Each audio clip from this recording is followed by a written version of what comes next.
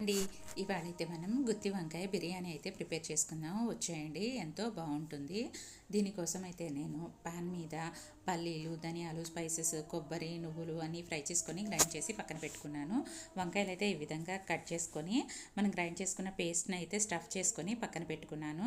పెరుగు తీసుకున్నాను. పెరుగులో పసుపు, ఉప్పు, కారం, ధనియా పొడి, జీరా పొడి, గరం మసాలా, పెప్పర్ పౌడర్ అన్నీ వేసుకొని మిక్స్ చేసుకున్నాను. ఇలా మిక్స్ చేసుకున్న దాంట్లో మనం స్టఫ్ చేసి పెట్టుకున్న వంకాయలు వేసుకోవాలి. మిగిలిన పేస్ట్ కూడా వేసుకొని మిక్స్ చేసుకొని ఒక హాఫ్ అన్ అవర్ అయితే మ్యారినేట్ చేసుకుంటున్నాను. ప్యాన్లో ఆయిల్, గీ రెండు వేడి చేసుకొని బిర్యానీ ఆకు, స్పైసెస్, చిల్లీ, ఆనియన్స్ పసుపు, ఉప్పు వేసుకొని ఆనియన్స్ అయితే ఫ్రై చేసుకుంటున్నాను.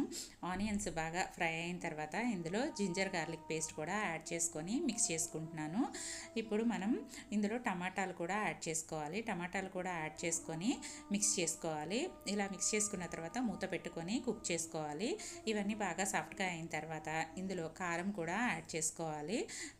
ఇవన్నీ మిక్స్ చేసుకోవాలి. ఇలా మిక్స్ చేసుకున్న తర్వాత సన్నగా చాప్ చేసుకున్న పుదీనా, కొత్తిమీర కూడా యాడ్ చేసుకొని మిక్స్ చేసుకోవాలి.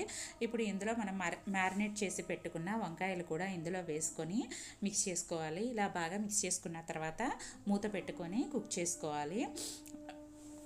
ఇప్పుడు మనకి వంకాయలు అయితే ఈ విధంగా అయితే కుక్ అయినాయి. ఇలా కుక్ అయిన తర్వాత మొత్తం అంతా స్ప్రెడ్ చేసుకొని మనం కుక్ చేసి పెట్టుకున్న రైస్ అయితే ఈ విధంగా వేసుకొని పైన కొత్తిమీర, పుదీనా వేసుకొని నెయ్యి వేసుకొని మూత పెట్టుకొని ఒక 15 మినిట్స్ అయితే సిమ్లో కుక్ చేసుకోవాలి. అంతే, మనకి గుత్తి వంకాయ బిర్యానీ అయితే రెడీ అయిపోతుంది. ఎంతో బాగుంటుంది. నాన్ వెజ్ తినని వాళ్ళు కూడా ప్రిపేర్ చేసుకోవచ్చు. Please subscribe.